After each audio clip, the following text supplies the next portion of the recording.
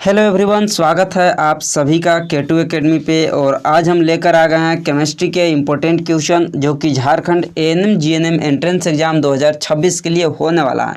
तो आज की क्लास में हम लोग केमिस्ट्री के इम्पोर्टेंट क्वेश्चन देखने वाले हैं जो बहुत ही इम्पोर्टेंट है आप लोगों के एग्ज़ाम के लिए, जो कि एग्ज़ाम कब है तो 23 अगस्त 2026 को एग्ज़ाम होने वाला है। तो चलिए क्लास को स्टार्ट करते हैं।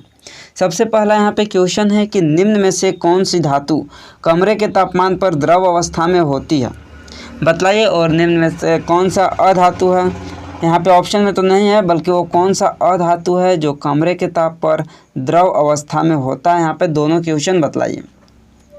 अगर हम बात करते हैं कि वो कौन सा धातु है जो कमरे के तापमान पर द्रव अवस्था में होती है, वो मरकरी होता है। इसको पारा बोलते हैं, Hg से इंडिकेट करते हैं, पारा भी इसको बोलते हैं। अगर यहाँ पे बात करते हैं कि वो कौन सा अधातु है जो द्रव अवस्था में होता है, तो वो अधातु का नाम है ब्रोमीन। ब्रोमीन एक ऐसी अधातु है जो कि द्रव अवस्था में होता है कमरे के तापमान पर। और धातु के नाम बोले तो धातु जो है वो पारा होता है, मरकरी होता है। अगला क्वेश्चन है, यहाँ पे देखिए क्वेश्चन नंबर 2 है कि धातुएं सामान्यतः किस प्रकार की ऑक्साइड बनाती हैं।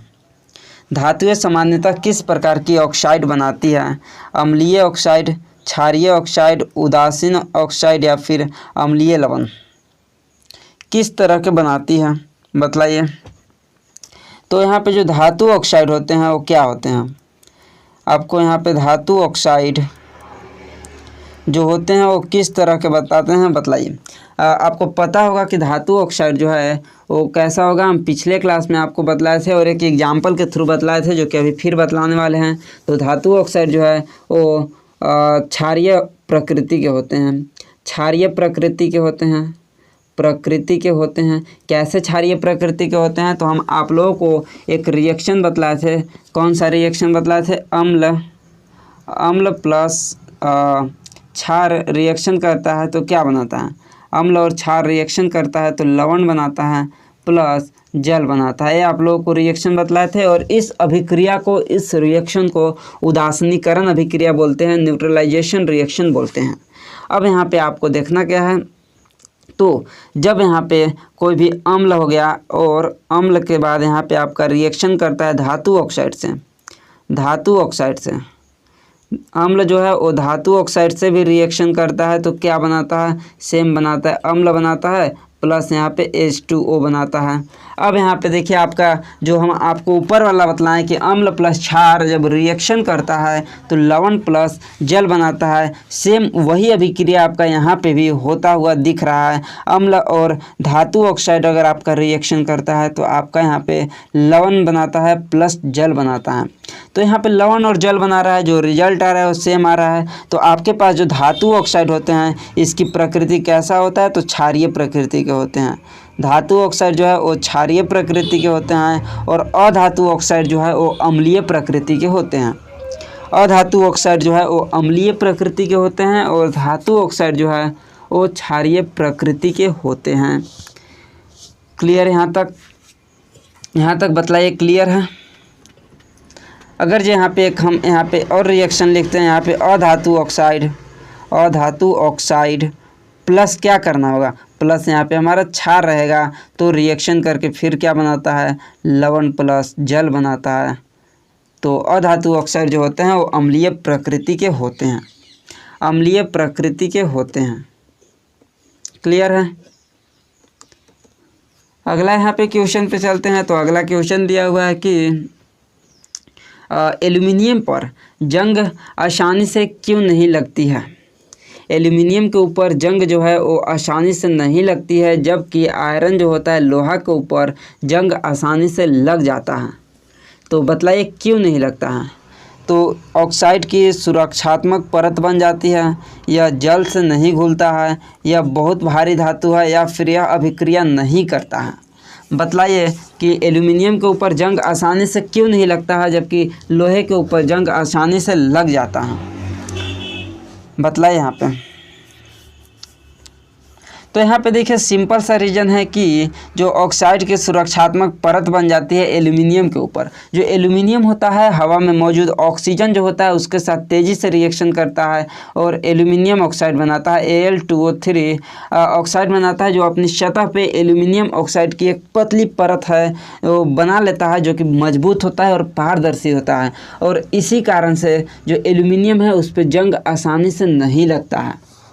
इसी कारण से एल्यूमिनियम के ऊपर जंग आसानी से नहीं लगता है। क्यों नहीं लगता? तो ये अपने सतह के ऊपर ऑक्सीजन से अभिक्रिया करता है तो एल्यूमिनियम ऑक्साइड की एक परत बना लेती है, पतली परत बनाती है, जो कि बहुत ही मजबूत होता है और पारदर्शी होता है। तो क्या हो गया? ऑक्साइड की सुरक्षात्मक परत बन जाती है, जिस कारण से अभिक्रिया नहीं करता है, जंग नहीं लगता है। अगला यहाँ पे क्वेश्चन दिया हुआ है कि धातु और अम्ल की अभिक्रिया से सामान्यतः कौन सी गैस निकलती है? बतलाइए। धातु और अम्ल के अभिक्रिया से कौन सी गैस निकलती है? तो हम देख लेते हैं एक रिएक्शन। धातु अगर अम्ल के साथ अभिक्रिया करती है तो क्या बनाता है? धातु अम्ल के साथ अभिक्रिया करता है तो यहाँ पे एक लवण बनाता है प्लस H2 गैस रिलीज करता है, यानी कि हाइड्रोजन गैस निकालता है। हाइड्रोजन गैस निकालता है। अगर एग्जाम्पल की बात करते हैं तो यहाँ पे एग्जाम्पल लेते हैं सोडियम हाइड्रोक्साइड NaOH प्लस हम एक जिंक धातु को ले लेते हैं, रिएक्शन करता है तो बनाता क्या है? Na2ZnO2 जिसको सोडियम जिंकेट बोलते हैं, प्लस हाइड्रोजन गैस रिलीज करता है। और इसको रिएक्शन को बैलेंस करने के लिए यहाँ पे 2NaOH हो जाएगा। तो यहाँ पे आप देख सकते हैं कि जब धातु अम्ल के साथ अभिक्रिया करता है तो हाइड्रोजन गैस रिलीज करता है, हाइड्रोजन गैस मुक्त करता है, हाइड्रोजन गैस निकालती है। तो ऑप्शन नंबर हो गया बी, ऑप्शन नंबर बी हो गया। अगला क्वेश्चन है यहाँ पे देखिए कि एथेनॉल का उपयोग निम्न में से किस रूप में नहीं किया जाता है? एथेनॉल का उपयोग निम्न में से किस रूप में नहीं किया जाता है? तो फ्यूल के रूप में, सॉल्वेंट यानी कि विलायक के रूप में, सॉफ्ट ड्रिंक के रूप में, या फिर मेडिसिन इंडस्ट्री में। किस में उपयोग इसका नहीं करते हैं? तो फ्यूल में भी उपयोग करते हैं। आप लोगों को पता है अभी फ़िलहाल E20 चल रहा है। और सॉल्वेंट यानी कि विलायक के रूप में भी इसका उपयोग करते हैं। और मेडिसिन इंडस्ट्री में जैसे आपका सर्दी खांसी वगैरह का दवा आता है उसमें भी आपको खासकर जो एथेनॉल होता है इसको मिलाया जाता है। और जो आपका सॉफ्ट ड्रिंक जो पीने का पानी होता है उसमें नहीं यूज किया जाता है। तो पीने का पानी में नहीं यूज किया जाता है तो क्या हो जाएगा? Option number C, option number C. अगला क्वेश्चन है यहाँ पे देखिए, क्वेश्चन है कि कार्बन की चतुसंयोजकता का कारण क्या है? इसके बाहरी कोश में 4 इलेक्ट्रॉन होते हैं, इसमें 2 इलेक्ट्रॉन होते हैं, या धातु है या गैस है? किस कारण से चतुसंयोजी बनाता है? तो चतुसंयोजी जो बनाता है क्योंकि इसके बाहरी कोश में 4 इलेक्ट्रॉन होते हैं, 4 इलेक्ट्रॉन होते हैं जिस कारण चतुसंयोजी बनाता है कार्बन। अगला यहाँ पे क्वेश्चन है कि निम्न में से कौन सा यौगिक सहसंयोजक है? सहसंयोजक कौन सा है यहाँ पे बतलाइए। Which of the following is covalent compound? सहसंयोजक कौन सा है यहाँ पे बतलाइए। तो सहसंयोजक जो इलेक्ट्रॉन की साझेदारी से बनाता है, और इलेक्ट्रॉन की जो साझेदारी से बनाता है वो इसमें से आपका CH4 जो मीथेन दिया हुआ है ये सहसंयोजक बंद हो जाएगा, सहसंयोजक बंद हो जाएगा आपका मीथेन हो जाएगा। बाकी आपका यहाँ पे जो NaCl, MgO, KCl दिया है ये सब जो है वो आयनिक बंध आपका है। धातु और अधातु के बीच से जो बंध होता है विद्युत आकर्षण के कारण उसको आयनिक बंध बोलते हैं। अगला यहाँ पे क्वेश्चन है कि साबुन कठोर जल में कम प्रभावी क्यों होता है? साबुन जो है वो कठोर जल में कम प्रभावी क्यों होता है? अघुलनशील लवण बनते हैं, पानी उबल जाता है, ऑक्सीजन कम हो जाता है, या फिर साबुन वाष्पित हो जाता है? क्यों बनता है यहाँ पे बतलाइए। तो जो साबुन होता है वो कठोर जल में कम प्रभावी इसलिए होता है क्योंकि वो अघुलनशील लवण बनाता है, अघुलनशील लवण बनाता है। आपको पता होगा कि कठोर जल में कैल्शियम और मैग्नीशियम आयन होते हैं जो कि साबुन होते हैं। इन आयनों के साथ अभिक्रिया करता है, रिएक्शन करके एक अघुलनशील अवक्षेप बनाता है जिसको क्या बोलते हैं? मैल बोलते हैं, जिसको मैल बोलते हैं। ये अघुलनशील अवक्षेप होता है। और जिससे कि इसकी प्रभावशीलता जो है वो कम हो जाता है। तो क्या बनाता है, अघुलनशील लवण बनाता है, जिससे कि इसका प्रभावशीलता है वो कम हो जाता है, कम प्रभावी हो जाता है कठोर जल के साथ। क्लियर है। अगला यहाँ पे क्वेश्चन पर चलते हैं। तो अगला क्वेश्चन है कि कार्बन मोनोऑक्साइड यानी कि CO को साइलेंट किलर क्यों माना जाता है, क्यों कहा जाता है। जो CO होता है, कार्बन मोनोऑक्साइड होता है, इसको साइलेंट किलर क्यों कहा जाता है। यह रंगहीन और गंधहीन होता है, इसका रंग लाल होता है, यह जल में नहीं घुलती है, या फिर ये केवल पौधों को प्रभावित करती। बतलाइए कि जो कार्बन मोनोऑक्साइड है इसको साइलेंट किलर क्यों बोलते हैं। तो जो कार्बन मोनोऑक्साइड होता है एक जहरीला गैस होता है, जिसे देखा भी नहीं जा सकता है, सूंघा भी नहीं जा सकता है, और देखा नहीं जाता है तो चखा भी नहीं जा सकता है। तो ये जो होता है वो रंगहीन होता है, और रंगहीन के साथ साथ आपका गंधहीन भी होता है। तो ऑप्शन नंबर ए, यानी कि ये रंगहीन भी होता है और गंधहीन भी होता है, दिखाई भी नहीं देता है। तो जिस कारण से ये जो है वो गलती से अगर ले लेता है कोई भी व्यक्ति कार्बन मोनोऑक्साइड को, तो उसका जो है वो डेथ हो जाता है। इसीलिए इसको साइलेंट किलर बोलते हैं, इसीलिए इसको साइलेंट किलर कहा जाता है। अगला क्वेश्चन है कि एथेनोइक अम्ल का सामान्य नाम क्या है। Acetic acid, formic acid, citric acid या ऑक्जेलिक एसिड। बतलाइए। जो एथेनोइक एसिड होता है इसका सामान्य नाम जो होता है वो एसिटिक एसिड होता है, ऑप्शन नंबर ए। और एसिटिक एसिड का क्या होता है रासायनिक सूत्र, तो CH3COOH, इसको बोलते हैं एसिटिक एसिड। ये जो है एसिटिक एसिड सिरका का मुख्य घटक होता है। अगला क्वेश्चन है यहाँ पे कि निम्नलिखित में से कौन सी अभिक्रिया ऊष्माशोषी यानी कि एंडोथर्मिक है। ऊष्माशोषी अभिक्रिया कौन है, जिसमें कि रिएक्शन के बाद ऊष्मा का शोषण होता है, ग्रहण होता है, उसको ऊष्माशोषी अभिक्रिया बोलता है। और एक ऊष्माक्षेपी अभिक्रिया होता है जिसमें रिएक्शन होने के बाद उसमें ऊष्मा उत्पन्न होता है, उसको ऊष्माक्षेपी अभिक्रिया बोलते हैं। ऊष्माक्षेपी अभिक्रिया के अंदर आपका श्वसन जो होता है, श्वसन भी एक ऊष्माक्षेपी अभिक्रिया होता है। कोयले का दहन जो होता है यह भी ऊष्माक्षेपी अभिक्रिया होता है। मीथेन गैस का दहन या कोई भी प्राकृतिक गैस का दहन होता है, ये ऊष्माक्षेपी अभिक्रिया होता है। साग सब्जियां जो होता है इसका विघटित होकर अगर कंपोस्ट भी बनता है, ये सब ऊष्माक्षेपी होता है। लेकिन प्रकाश संश्लेषण जो होता है ये ऊष्माशोषी अभिक्रिया होता है। इसमें सूर्य का प्रकाश अवशोषित होता है, जिससे कि आगे की प्रक्रिया प्रकाश संश्लेषण का चलता है, इसलिए प्रकाश संश्लेषण को ऊष्माशोषी अभिक्रिया यहाँ पे बोलते हैं। ऊष्माशोषी अभिक्रिया प्रकाश संश्लेषण, ऑप्शन नंबर सी।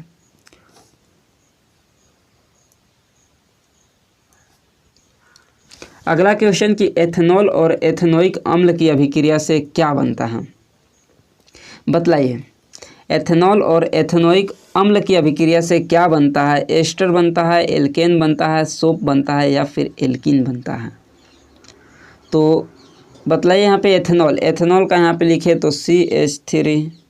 सबसे पहले एथेनोइक अम्ल है, यहाँ पे एथेनॉल दिया है तो एथेनॉल C2H5OH प्लस किससे रिएक्शन करता है, एथेनोइक अम्ल से, तो CH3COOH इससे रिएक्शन करता है अम्ल की उपस्थिति में। एथेनोइक अम्ल के अभिक्रिया में तो यहाँ पे रिएक्शन करके क्या बनाता है, तो रिएक्शन करने के बाद एस्टर बनाता है CH3COOC2H5 प्लस H2O बनाता है, जल बनाता है, और इसको बोलते हैं एस्टर। तो ये जो है रिएक्शन करके एस्टर बनाता है, जो कि मीठे सुगंध वाला यौगिक होता है एस्टर। और ये जो प्रक्रिया है इस प्रक्रिया को एस्टरीकरण बोलते हैं। यानी कि एथेनॉल जो है वो एथेनोइक अम्ल से अभिक्रिया करता है, तो एस्टरीकरण रिएक्शन यहाँ पे इसको बोलते हैं, जो कि एस्टर बनाता है और जल बनाता है। एस्टर बनाता है, ऑप्शन नंबर ए। अगला यहाँ पे क्वेश्चन दिया हुआ है कि सिरका में लगभग कितने प्रतिशत एथेनोइक अम्ल होता है। 2 से 3%, 5 से 8%, 15 से 20% या 25 से 30%। बताइए।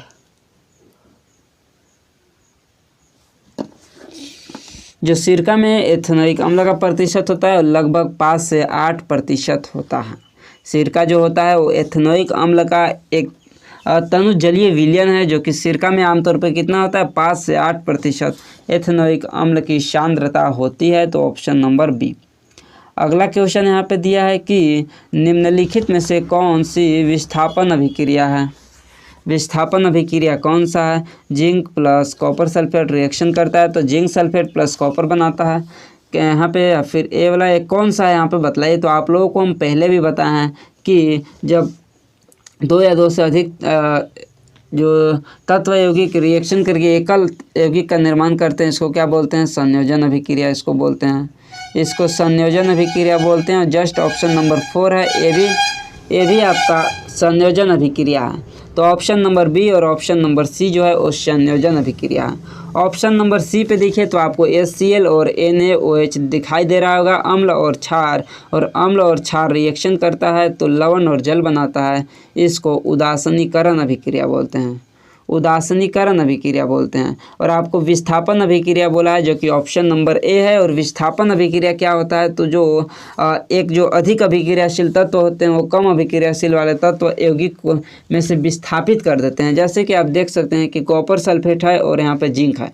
जिंक जो है वो कॉपर से अधिक अभिक्रियाशील है, इसलिए जो जिंक है वो यहाँ कॉपर को विस्थापित करके बाहर चला जाता है कॉपर, और यहाँ पे जिंक जो है वो खुद यहाँ पे सल्फेट के साथ रिएक्शन करता है। तो यहाँ पे जिंक सल्फेट बनाता है प्लस कॉपर। विस्थापन अभिक्रिया में जो है वो अधिक अभिक्रियाशील जो तत्व होते हैं वो कम अभिक्रियाशील वाले तत्वों को विस्थापित कर देते हैं, उसको विस्थापन अभिक्रिया बोलते हैं।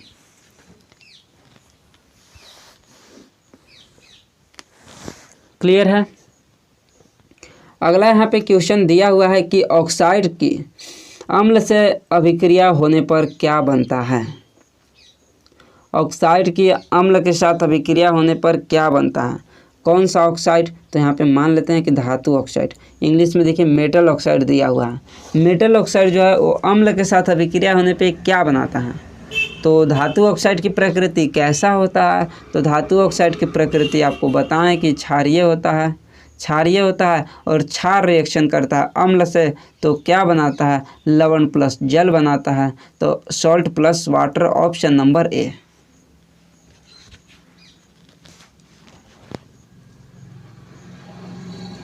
क्लियर। सॉल्ट क्या है, तो एक लवण है और प्लस वाटर बनाता है, जल बनाता है। क्लियर यहाँ तक। अगला क्वेश्चन यहाँ पे है कि निम्न में से कौन सी धातु ठंडे जल के साथ तीव्र अभिक्रिया करती है। आयरन है, कॉपर, सोडियम या सिल्वर। कौन सी धातु है जो तीव्र जल के साथ अभिक्रिया करता है, ठंडे जल के साथ तीव्र अभिक्रिया करता है, बतलाइए। तो आपको यहाँ पे जो होता है वो सोडियम होता है और एक और आपका होता है पोटेशियम होता है। तो ऑप्शन में आपको यहाँ पे सोडियम दिया हुआ है, तो ऑप्शन नंबर सी पे देखिए सोडियम दिया है और एक पोटेशियम होता है, यानी कि आपका सोडियम भी होता है पोटेशियम भी होता है, यानी कि के से होता है पोटेशियम। सोडियम और पोटेशियम आपको दोनों याद रखना है। और इसके अलावा अगर आपसे पूछता है कि कौन सा ऐसा धातु है जो ना गर्म जल के साथ अभिक्रिया करता है ना ठंडा जल के साथ अभिक्रिया करता है, लेकिन वो भाप के साथ अभिक्रिया करके धातु ऑक्साइड प्लस हाइड्रोजन गैस मुक्त करता है, तो यहाँ पे आपको उसको भी याद रखना है। कौन होता है, एल्यूमिनियम होता है, आयरन होता है और जिंक होता है। ये तीनों आपको नोट करना है। ऐसी धातु है एल्यूमिनियम, आयरन और जिंक जो ना कि गर्म जल के साथ अभिक्रिया करता है और ना तो ठंडे जल के साथ अभिक्रिया करता है, बल्कि ये तीनों जो है वो भाप के साथ रिएक्शन करता है और धातु ऑक्साइड प्लस हाइड्रोजन गैस मुक्त करता है। क्लियर है।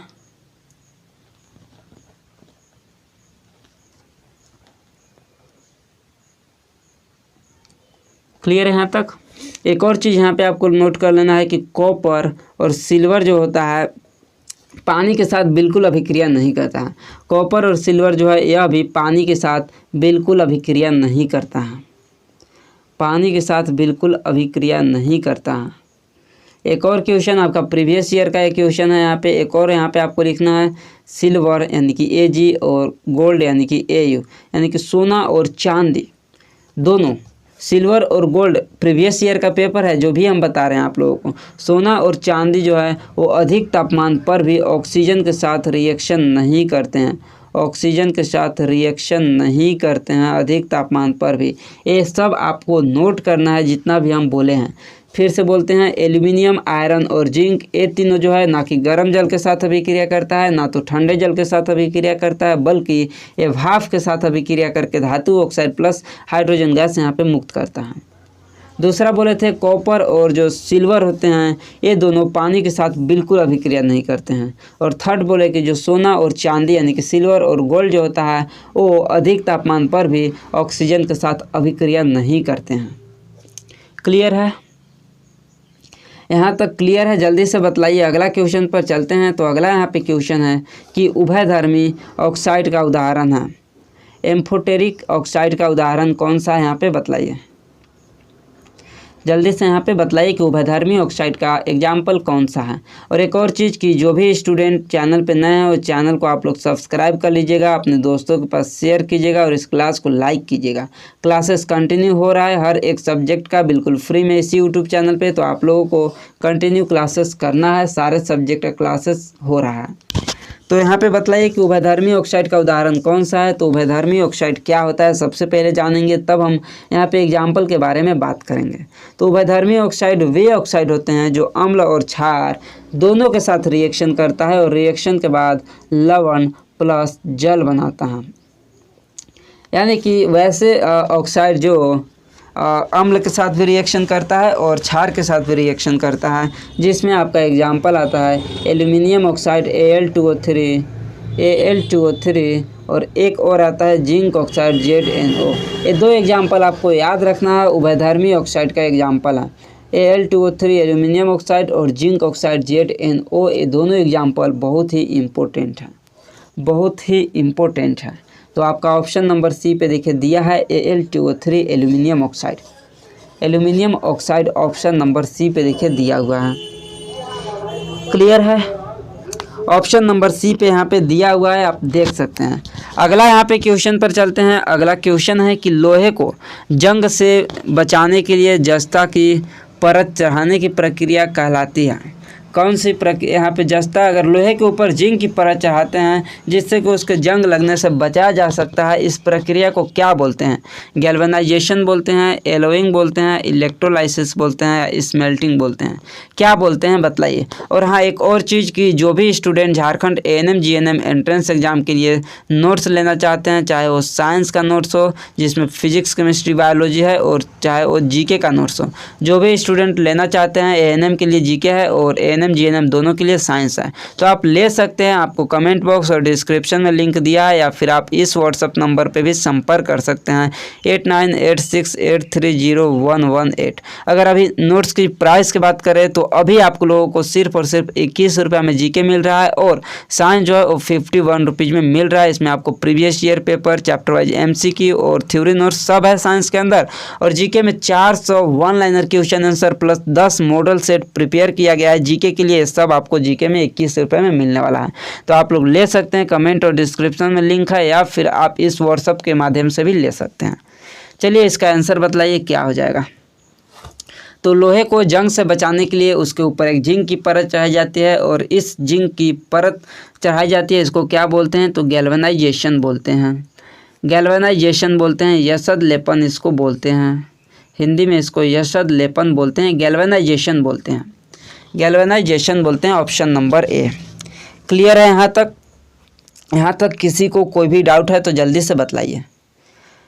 यहाँ तक कोई भी कन्फ्यूजन, कोई भी डाउट है तो आप लोग बता सकते हैं। बाकी हम लोग आगे की क्लासेस कंटिन्यू अगली क्लास में करेंगे। बाकी आप लोग पहले का क्लासेस नहीं किए हैं जिसमें मैथ्स है, फिजिक्स, केमिस्ट्री, बायोलॉजी, GK हो रहा है, इंग्लिश का भी क्लासेस स्टार्ट है, तो वो सब क्लासेस आप लोग जाकर देख लीजिएगा, करते रहिएगा। मिलते हैं हम अगली क्लास में।